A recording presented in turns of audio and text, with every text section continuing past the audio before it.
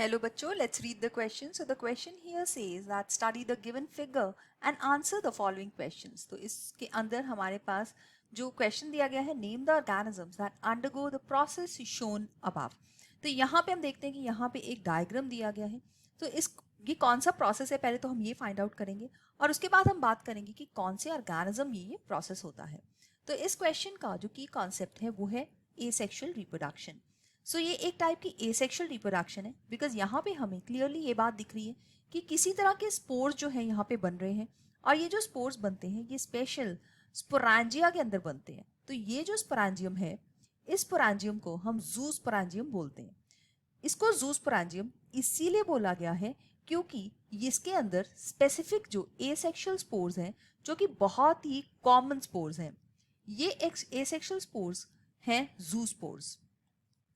जू स्पोर्स के स्ट्रक्चर को देखा जाए तो ये एक तरह के बाइफ्लैजिलेटेड स्पोर्स हैं, बाइफ्लैजिलेटेड हैं.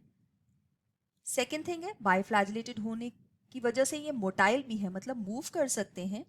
थर्डली, ये एंडोजीनस है, मतलब कि स्पोरांजिया के अंदर बनते हैं. एंड फोर्थली देखा जाए तो ये सबसे कॉमन स्पोर्स हैं एल्गी में और फंजाई में. सो ये एक तरह के एसेक्सुअल स्पोर्स है. तो यहाँ पे हम देखते हैं लिखा गया है name the organisms that undergo the process shown below. तो ये जो प्रोसेस है यहाँ पे दिखाया गया है, इस प्रोसेस को हम बोलते हैं sporulation. So sporulation is the name of the process. और ये जो दिखाया गया है ये होता है जूस्पोरेंजियम जो है ये एल्गी और फंजाई के अंदर जो है कॉमनली देखा गया है. और इस केस में हम देख सकते हैं जो यूनिसेलुलर ग्रीन एल्गा है क्लेमाइडोमोनास, ये इसका एक एग्जाम्पल हो सकता है.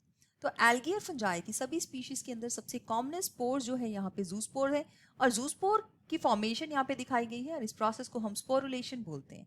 सो I hope you have understood it well. All the best. Thank you.